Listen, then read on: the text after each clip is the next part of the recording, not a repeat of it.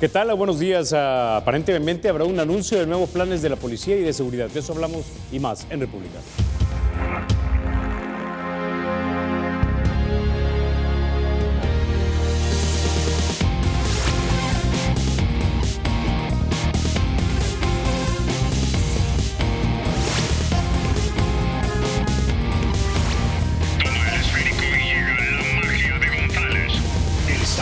Y será siempre libre e independiente, y no será jamás el patrimonio de ninguna familia ni persona.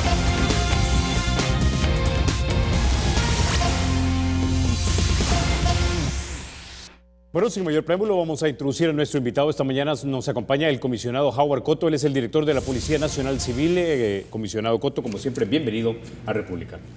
Muchas gracias y muy buenos días. Es un gusto estar acá. Bueno, Howard, tengo entendido que hoy a las 8 de la mañana tienen ustedes un anuncio especial con el señor presidente de la República en torno tal vez a nuevas medidas que se van a lanzar para combatir la delincuencia. Quiero saber si nos puedes adelantar un poco de lo que van a anunciar. Por respeto obviamente al señor presidente, yo dejaré que él haga los anuncios que corresponden. Tienen que ver aspectos que tienen que ver con la operatividad policial, con cualificar los mecanismos con los cuales nosotros trabajamos, sobre todo a nivel de seguridad pública y de presencia policial, pero ya los detalles los dará él hoy dentro de un ratito. Ahora, ¿se está contemplando acuartelamiento de la policía, por ejemplo? No es nada que venga a romper con los lineamientos estratégicos que nosotros tenemos. El acuartelamiento no es una medida que nosotros consideremos como idónea para el trabajo de la Policía Nacional Civil.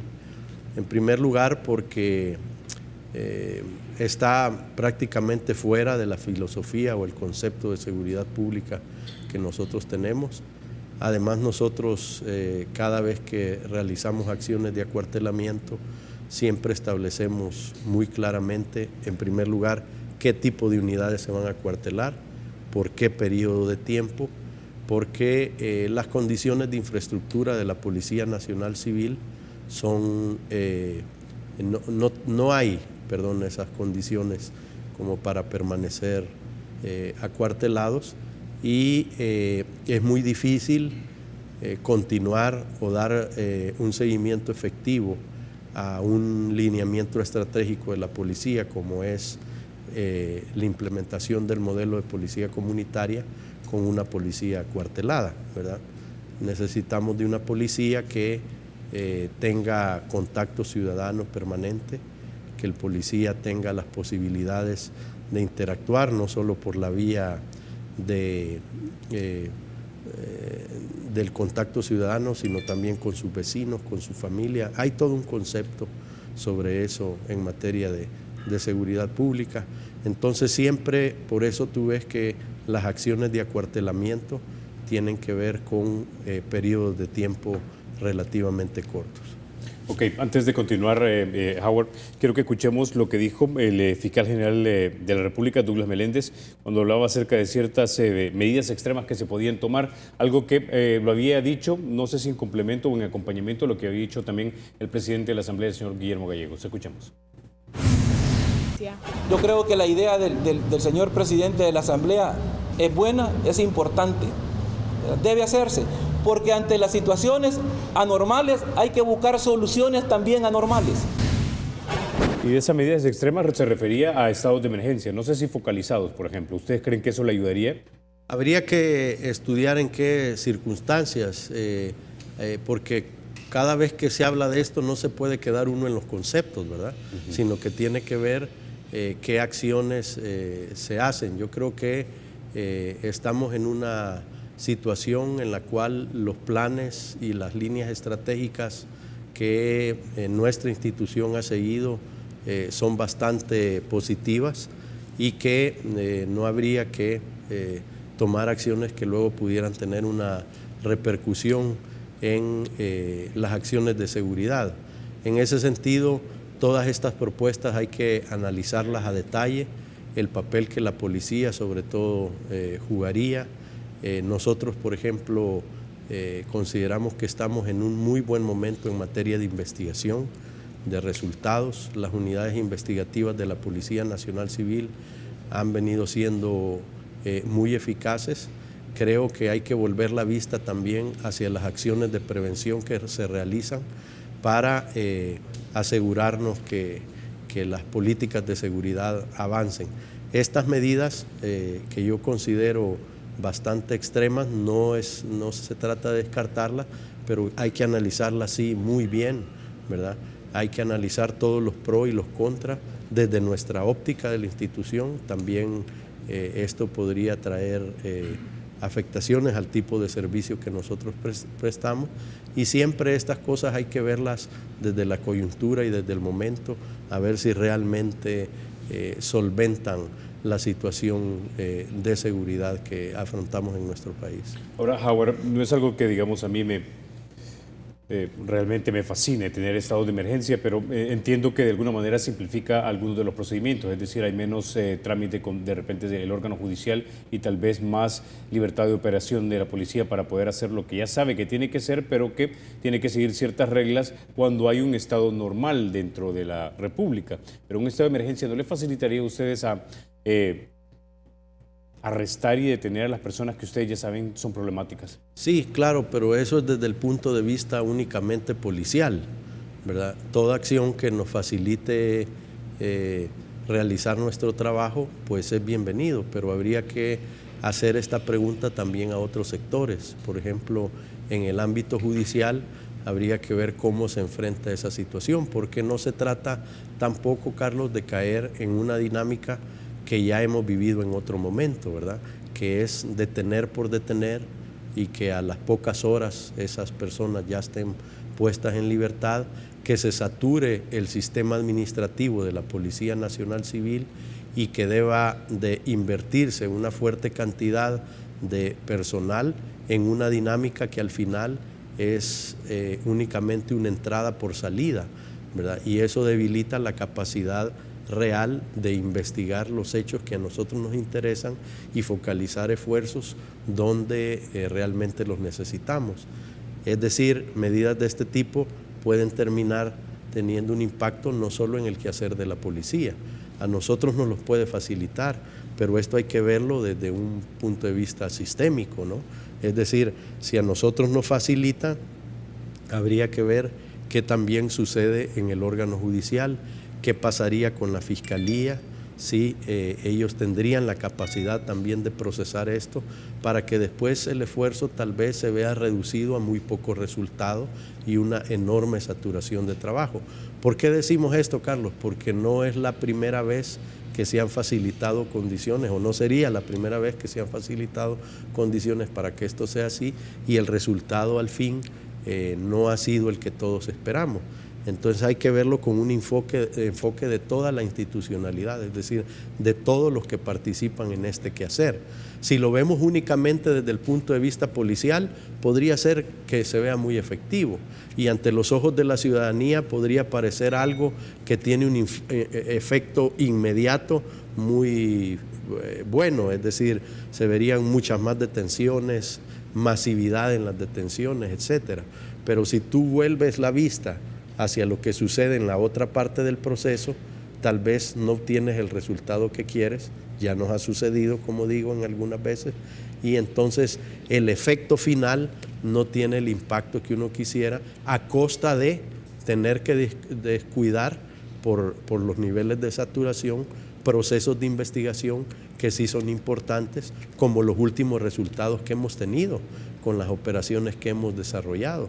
Y si tú te fijas, por ejemplo, en esas operaciones, si bien han dilatado, nosotros ya hemos entrado en una dinámica muy positiva y puedes observar que a la hora de realizar las audiencias, a la hora que la Fiscalía presenta el requerimiento, que no es otra cosa más que las acusaciones contra estas personas, son muy pocos los que quedan en libertad y, por cierto, hay algunos que quedan en libertad con medidas sustitutivas a la detención, pero no quiere decir que no sigan siendo procesados por los delitos que se les imputan. Entonces nuestra apuesta debe estar centrada ahí. Como digo, esta es una opinión, ¿verdad?, sobre desde el punto de vista de que ya hemos tenido ejemplos de ese tipo en otros momentos y hemos enfrentado esas dificultades. Esto habría que seguirlo analizando, no solo el punto de vista de la policía es el que cuenta, ¿verdad? Debe de tomarse muy en cuenta, pero también hay otros criterios que deben analizarse de otros actores, como ahí vimos, de la Fiscalía, del órgano judicial, qué opina la Corte Suprema de Justicia de acciones de ese tipo, porque al final nosotros como policía jugamos un papel importante en una parte del proceso, que es el primero. La Fiscalía, tal como lo dice el fiscal general, juega un papel en otra parte y el órgano judicial en otro. Te quiero decir que cuando medidas parecidas a esas se han implementado, la misma Fiscalía ha reportado su preocupación de la saturación por casos que están muy poco fundamentados por la premura con que se hace y al fin han tenido por ley que delegar a una fuerte cantidad de fiscales que podrían estar investigando casos sustantivos para esos casos que podríamos llamar de maquila, ¿verdad? Y que al final no tienen un buen resultado. Entonces, eso lo hemos enfrentado y lo hemos visto con fiscales generales de la República en otro momento. Más arrestos no necesariamente significan más condenas, digamos, de personas que hayan sido encontradas culpables. Ahora, hace unos días, conversando con unos profesionales de una ONG, me decían que habían ido a Cojutepeque a realizar ciertas diligencias, pero que para entrar a Cojutepeque o a esa zona de Cojutepeque habían tenido que arreglar primero con algunos de los cabecillos de las pandillas ahí presentes. Me contaba la anécdota de que frente a un restaurante que vende comida pasada en pollo, al solo llegar, ¡pum!, se les pusieron dos enfrente para básicamente estar monitoreando qué es lo que estaban haciendo, quién entraba, quién salía. La pregunta es, hace 2 años, si mal no recuerdo, se plantearon la meta de recuperar territorios. Hablando de lo que teníamos en 2015 versus lo que tenemos hoy día, ¿cuánto de territorio realmente ha recuperado el Estado? Bueno, en primer lugar, cuantificar eso sería una acción demasiado mecánica, ¿verdad? En primer lugar. En segundo lugar, el concepto, no sé si el más atinado sería esto de recuperar territorios. Lo que viene cierto, y eso sí quiero dejarlo muy claramente establecido, es que la Policía Nacional Civil, a través de la operatividad que hemos tenido, sobre todo hace 2 años, con las unidades especializadas, hemos podido tener una fuerte incidencia en golpear a las estructuras que han ejercido ese temor y ese control o esa presencia territorial. Y tú lo has visto, de hecho este año y el año pasado es que más se ha hablado y de hecho más operatividad se ha tenido con nuestros equipos uniformados que han tenido presencia y que han tenido contactos armados con grupos de este tipo, que son precisamente los que hacen o han pretendido ejercer ese control territorial, principalmente en las zonas rurales del país, ¿verdad?, donde nosotros vemos con claridad cómo la presencia de estos grupos con armas largas, con granadas, con armamento de este tipo, ha ido disminuyendo y cayendo sustantivamente. Mira, el efecto que ha tenido en la operatividad de las pandillas, estos intercambios de disparos y sus resultados no han sido pocos. Imagínate tú que solo este año a estas estructuras criminales, productos de intercambios de disparos y otro tipo de operaciones, les hemos incautado casi 500 armas largas, no estoy hablando de pistolas ni de revólver, solo de armas largas. ¿Sabes tú lo que significa para una estructura criminal perder una cantidad de armas de esa magnitud solo en los primeros 8 o 9 meses de un año? Eso es un impacto muy significativo, muy fuerte, sin hablarte, como ya te dije, de otro tipo de armamentos y otro tipo de recursos, de teléfonos celulares con información muy valiosa y de otros implementos que han utilizado para ejercer este nivel de control. Pocas veces se mide los resultados de la operatividad policial desde el punto de vista del impacto que tiene ¿cómo se llama? Al nivel operativo que ellos puedan tener en los territorios donde dicen ejercer control. Tengo que irme a la pausa.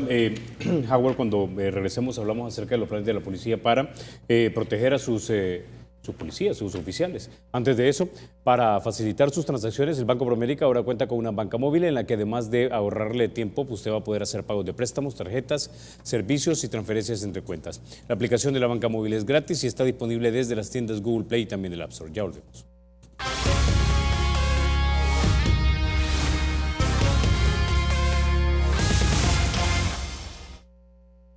Gracias por continuar con República. Antes de iniciar, Howard, quiero que pongamos en pantalla lo que reportaron los colegas del periódico elsalvador.com. Ellos hablaban acerca de lo siguiente: una llamada telefónica que le fue intervenida a 2 integrantes de la Mara Salvatrucha, en la que manifestaban que sus cabecillas han ordenado atacar sedes policiales de todo el país. Han llevado a la Policía Nacional Civil a alertar a sus agentes para que intensifiquen sus medidas de seguridad, revela un informe de inteligencia policial. Estos hechos violentos serían ejecutados desde el jueves 7 de septiembre, según las fuentes de la institución. Quiero sumarle lo que dijo el fiscal general de la República cuando hablaba acerca de algunos oficiales de policía que se habrían acercado a la FGR. Escuchamos. Necesitan fortalecer a los policías, ¿verdad? Darles armas y otro tipo de medidas. Es un llamado, creo, al presidente de la Asamblea Legislativa a que inmediatamente legislen en protección de los policías. Nosotros, déjenme decirles, tenemos informaciones concretas, ¿verdad? En las últimas semanas hemos salvado la vida de no menos de 5 policías. Hemos evitado ataques a puestos policiales también. Constantemente estamos pasando la información a la policía. Ahora, Howard, yo entiendo que esto es súper complicado porque muchos de los policías desafortunadamente viven en zonas que son controladas por las pandillas. Realmente, ¿cómo se puede proteger efectivamente la vida de un oficial? Bueno, sí, es una situación delicada. Nosotros lo que hacemos en ese sentido es priorizar sobre todo el trabajo de investigación e inteligencia cuando se trata de información que tiene que ver sobre posibles ataques contra miembros de la institución. La primera acción o el primer conjunto de acciones que nosotros desarrollamos en ese sentido son las medidas de autoprotección. Si tú te fijas, varios de los casos en los cuales compañeros nuestros han sido atacados, no todos, pero en varios de ellos, se ha tratado de situaciones en las cuales nuestro personal no ha guardado todas las medidas de seguridad. Sobre todo, bueno, las medidas de autoprotección que tienen que ver con qué tipo de lugares visitas, las horas a las cuales lo haces, el tipo de personas con las cuales te relacionas, que pudieran estar buscándote también para cometer un hecho delictivo contra ti mismo. Si es tu lugar de residencia, etcétera. ¿Cómo puedes ocultar que eres oficial de policía? No, claro. Estamos hablando inicialmente de otra parte, que es aquellos casos en que hay una vulneración personal a las medidas de autoprotección. Ya luego hay otros casos como los que tú mencionas, que es la segunda parte que yo te quería decir, donde evidentemente ha habido una acción dedicada de los miembros de pandillas a dar seguimiento, vigilancia en las viviendas de los miembros de la Policía Nacional Civil para atentar contra ellos. Ese es otro tipo de casos que, tal como lo expresa el fiscal general de la República, nosotros como policía hemos puesto mucho interés en que estas acciones criminales puedan ser abortadas o no funcionan, y de hecho, gracias a la acción y a la rápida respuesta de la policía, hemos evitado, incluso en más casos de los que menciona el fiscal general, que hechos como estos se puedan dar. Como tú me preguntabas sobre las medidas, ese es un tipo de medidas, dar prioridad a la atención y a la información hacia compañeros que pudieran tener una amenaza directa. Aparte de eso, en cada delegación policial nosotros tenemos un equipo asignado única y exclusivamente a ver los casos en los cuales hay una amenaza directa contra alguno de nuestros elementos. Pero a veces serán esas incluso, amenazas, tengo entendido, pueden venir intempestivamente, es decir, no es que ponen el aviso y dicen, bueno, vamos a planificar la otra semana, vamos a ir a atentar contra la vida del oficial tal, es decir, y entiendo al presidente Gallegos cuando dice hay que darles armas a los policías, pero cuando estén de licencia, pero incluso un arma no te garantiza que sobrevivas, tal vez que hieres o matas a alguno de los que llegan a tratar de matarte a ti, pero no que sobrevivas, es decir, tiene que haber algo más allá que eso, es decir, no se ha contemplado la posibilidad, y sé que esta idea en algún momento fue un poco ridiculizada en redes sociales, pero no me parece tan fuera de descabellada, es de colonias policiales. Sé que detrás de esto hay una logística que debería realizarse, que tiene que trabajarse con el Fondo Social para la Vivienda, que tiene que trabajarse con una reubicación ordenada, pero ¿no sería seguro que en la medida de lo posible y progresivamente y gradualmente se fueran, digamos, agrupando a las familias de los policías en sitios seguros para ellos?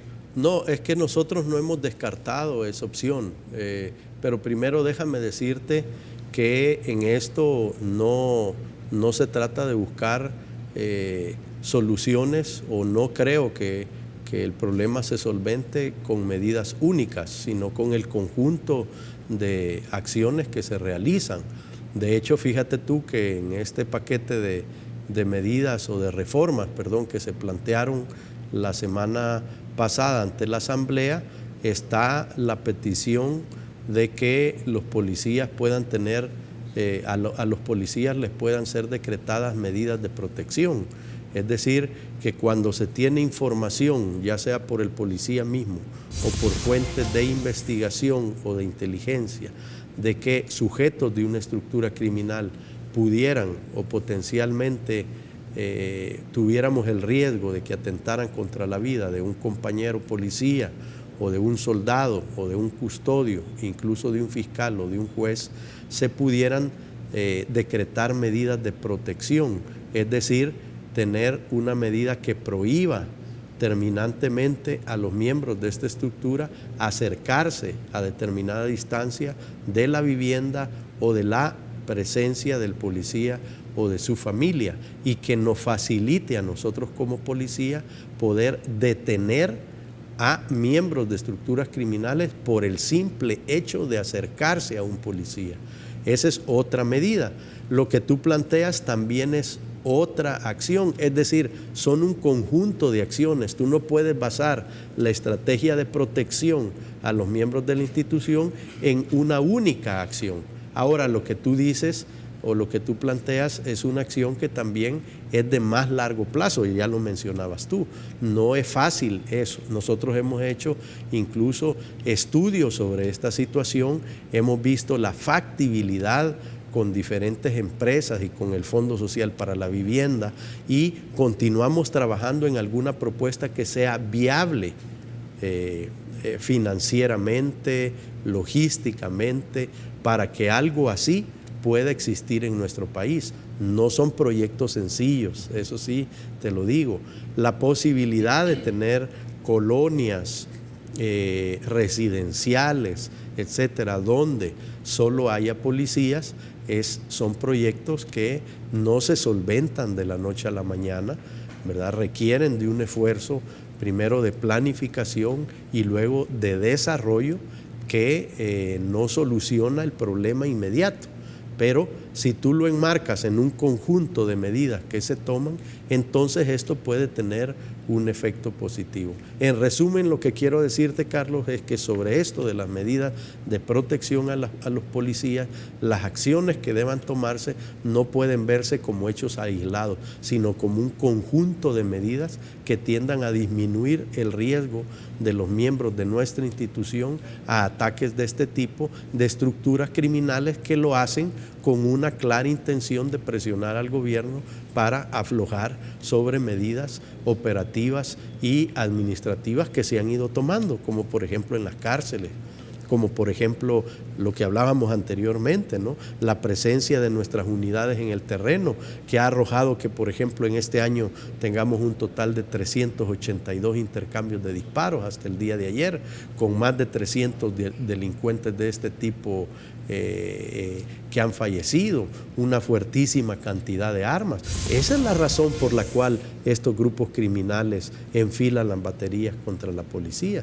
Entonces, ante ello, las medidas que debemos ir tomando deben ser vistas en un conjunto de medidas de este tipo. Ahora, Howard, hace un par de semanas conversábamos con el criminólogo y analista Ricardo Sosa aquí en República acerca de un ángulo de este problema que rara vez lo tocamos, y es la salud psicológica de los policías. Sabemos que bajo este estrés constante en el que viven, en el que si de repente algunos de ellos estarán muy paranoicos de si los van a llegar a atacar a su propia casa, pueden estar padeciendo de estrés postraumático. Y sabemos que, por reportes de prensa, que muchos de nuestros oficiales están padeciendo de alcoholismo precisamente para tratar de olvidar la situación de estrés y de angustia que pueden vivir, porque al final son seres humanos. ¿Cómo están tratando en la policía este tipo de problemas? Bueno, mira, yo creo que en esto hay un conjunto de medidas que tienen que ver con la labor que se hace en el ámbito que nosotros denominamos bienestar policial. Y precisamente lo que tú dices es una realidad, es decir, tenemos una institución de un aproximado de 28,000 personas que trabajamos en un ámbito que no es nada fácil, que tiene que ver con estas condiciones de amenazas en muchas situaciones, de sentirse vulnerables ante ataques de estas estructuras criminales, y que precisamente es el interés de estos grupos criminales hacer sentir a nuestro personal en esas condiciones. Nosotros tomamos varias medidas. Tenemos a un pool de psicólogos que no es muy grande. No podemos trazar una estrategia de atender la salud mental del personal o de 28,000 personas a partir de contratar psicólogos, porque tendríamos que contratar 3, 4, 5,000 psicólogos, lo cual no es posible hacerlo en una institución. En ninguna institución policial se puede hacer una medida de este tipo, pero sí hemos hecho diagnósticos en el pasado sobre esta problemática y desarrollamos a través de las jefaturas policiales, a través de las diferentes unidades desplegadas a nivel nacional, mecanismos, por ejemplo, dinámicas de autocuidado, también dinámicas a través de los cuales los jefes policiales tienen la obligación de involucrarse con su personal para ir detectando aquellos casos que son más críticos y en los cuales hay que tener una intervención directa. Lo que sucede es que este tipo de dinámicas no es sencilla, como yo digo, diseñar una estrategia o aplicar más bien una estrategia para un conglomerado de 28,000 personas no es fácil, pero sí hacemos grandes esfuerzos y creemos que en poco tiempo nosotros iremos viendo resultados en esa dirección en cuanto a las dinámicas que son de carácter masivo para atender este tipo de problemas. Ok, con esa idea vamos a la pausa. Comisionado Cotto, ya volvemos.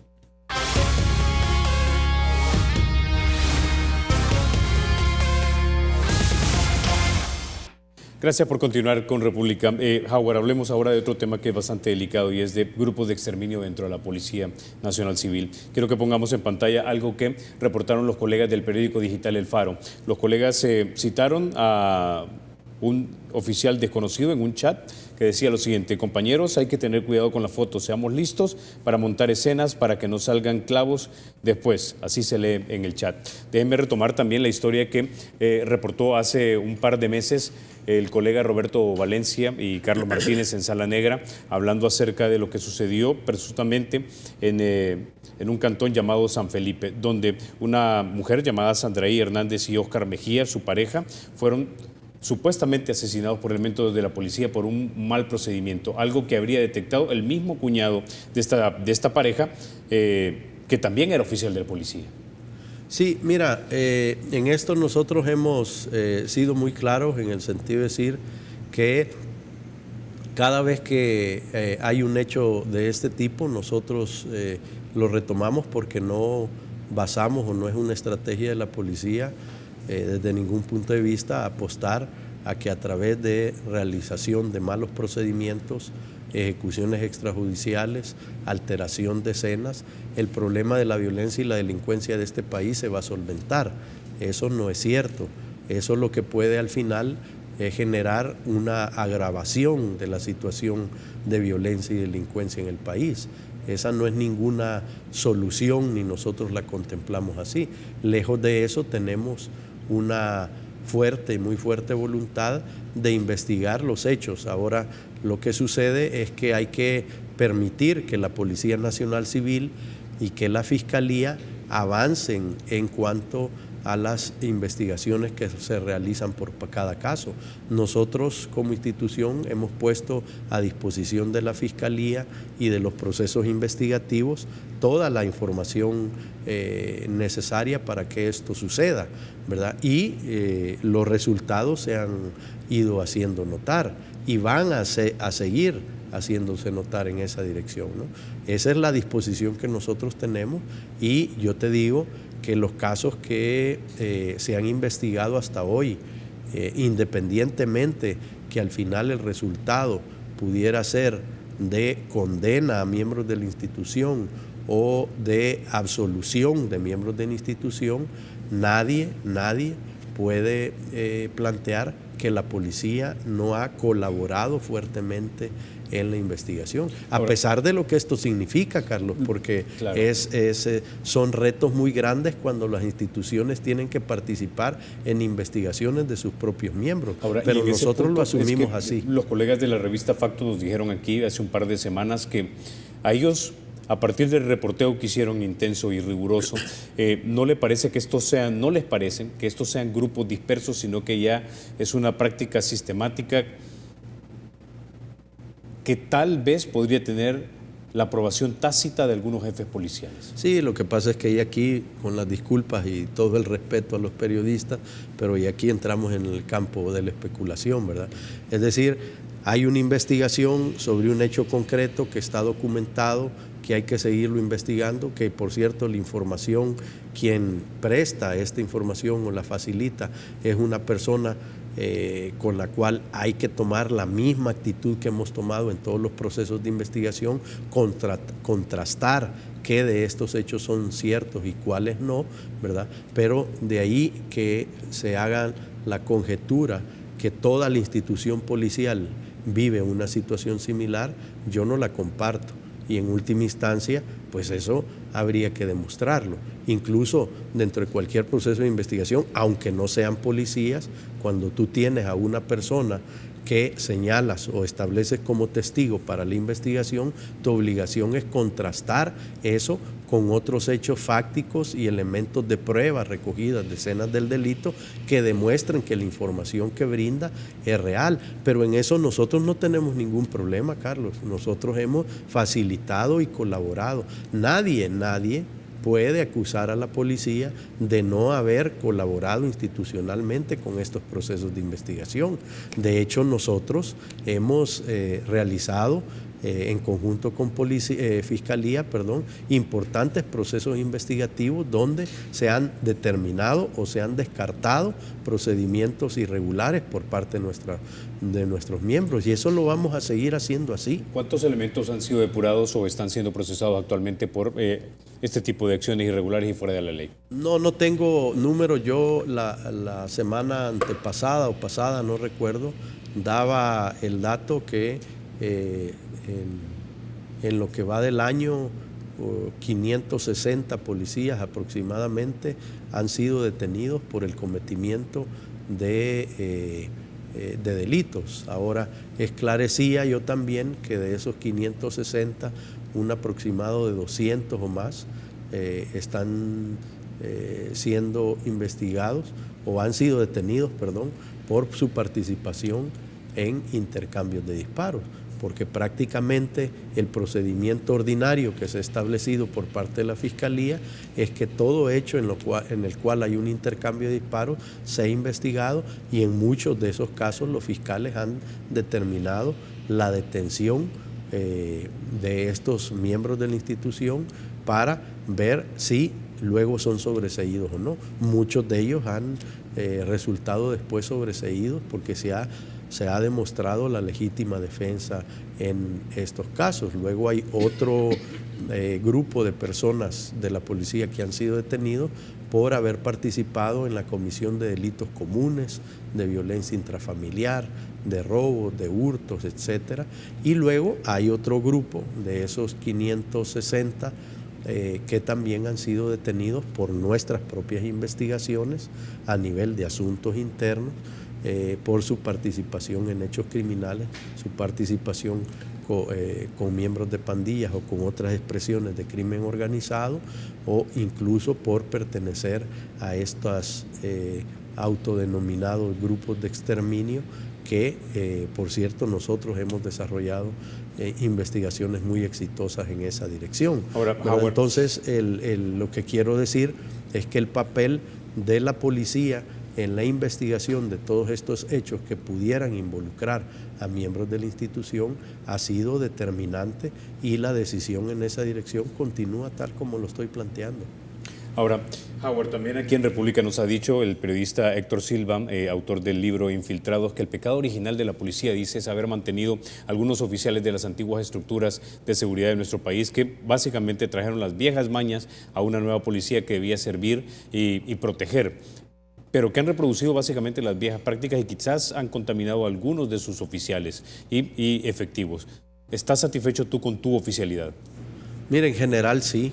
Yo creo que siempre es y será noticia, y eso no lo vas a cambiar tú ni yo, todos aquellos casos en los cuales un miembro de la institución policial se involucra en hechos irregulares, en grupos de exterminio, en cometimiento de delitos, en malos procedimientos, efectivamente, pero tú no puedes tirar al traste la experiencia, la decisión y el profesionalismo de un grupo grandísimo de miembros de la policía que hacen su trabajo y lo hacen muy bien. Estamos hablando, como ya te dije, de un grupo o de un universo de un aproximado de 28,000 personas, donde encuentra gente, y mucha gente valiosísima, con unas capacidades técnicas altísimas, con una decisión de hacer bien su trabajo muy grande, ¿verdad? Con una voluntad de sacar a esta institución adelante desde un punto de vista profesional, y eso los encuentras todos los días. Ahora, que no todas las personas tengan contacto permanente con ellos, pues es otra cosa, pero yo, que soy miembro de la institución, que tengo 25 años de trabajar acá, que en el día a día me relaciono con muchísima gente de la institución, te puedo decir que hay miles y miles de policías que son valiosísimos, que obviamente no salen en los periódicos porque no han cometido ningún delito, ¿verdad? Y que detrás de cada acción y cada resultado positivo de la policía hay un grupo de miembros de nuestra institución que ha hecho un trabajo profesional, dedicado y sin descanso para tener los resultados que tenemos. Ahora, Howard, ya para cerrar este segmento, tengo una pregunta más. No tiene que ver ya con esto, creo que lo has dejado bastante claro. Y es el siguiente: la contribución especial que se aprobó en la Asamblea Legislativa para apoyar a la seguridad. Mucho de este dinero no se ocupa directamente, digamos, para darle recursos a la policía. Nosotros sabemos de alcaldes que le colaboran a la policía para llenarle el tanque de gasolina o de repente alguna reparación mecánica. Sabemos que hay policías que están en condiciones en sus sedes policiales que no son las mejores, durmiendo en colchones que tal vez no deberían de servir ni siquiera para nuestras mascotas, ¿verdad? Y en algunos lugares no están pudiendo pagar los alquileres de la sede policial. ¿Tú crees, estás satisfecho con la manera en la que se está tratando tu institución y que se le está dando el dinero que se nos dijo a los salvadoreños que tenía que dársele a los que están combatiendo el crimen, a los que son la primera línea de defensa de la ciudadanía honrada? Mira, en sentido general sí, yo estoy de acuerdo. Siempre hay cosas que se pueden manejar. Obviamente no todo lo puede solventar con la contribución especial a la seguridad. Hay que recordar, Carlos, que la mayor parte, la contribución especial a la seguridad ciudadana tiene una estructura presupuestaria bastante rígida. Mucho de ese dinero, una gran cantidad de ese dinero, se invierte en el pago de los bonos, que ya está establecido, que es un compromiso social, es un compromiso de la Asamblea, es un compromiso del Consejo Nacional de Seguridad Ciudadana y Convivencia, es un compromiso del presidente, en el cual el pago a los miembros de la policía, miembros de la Fuerza Armada, custodios, etcétera, está ya determinado. Esa cantidad de dinero que se invierte ahí es bastante significativa y esa no la vas a cambiar, eso no va a cambiar, ya está destinado para ello. Como el resto, los sobrantes, por llamarlo así, se invierten, siempre es algo que se puede mejorar, siempre hay necesidades que se pueden atender. Obviamente este dinero no se puede usar para gasto corriente, como pago de alquiler, como tú lo mencionas, por ejemplo, eso tiene que salir del presupuesto, pero nosotros creo que esa parte la tenemos bajo control. Luego hay otra parte que también se invierte en la policía, hemos tenido también otra contribución, otro presupuesto extraordinario de 152 millones que ahora a partir de estos meses empiezan a ver los resultados de los procesos de adquisición y equipamiento. Por ejemplo, escuchaba entre los que intervenían en esta misma entrevista, Carlos, por ejemplo, la cuestión de las armas, ¿no? Estamos adquiriendo armamento muy, muy bueno, de gran calidad, que va a ser entregado próximamente a los miembros de la policía.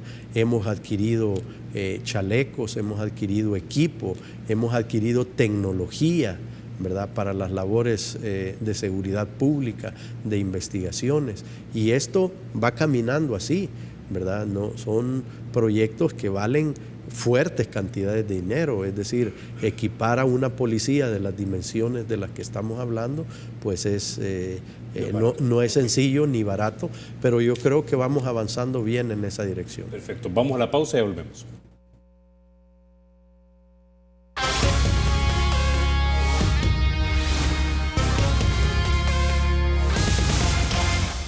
Bueno, Howard, llegamos al final de República. No me resta más que agradecerte que hayas estado esta mañana aquí en República, como siempre. No, gracias a ti, Carlos, y disculpa que tenga que irme un poco temprano, pero vamos a la actividad con el presidente. Ok. Ustedes, amigos, se quedan con la emisión matutina de Teleprensa con mi querido Rafa García y Maylita Mena. Soy Carlos Toledo, gracias por vernos. Recuerden, la República es de todos, hay que cuidarla.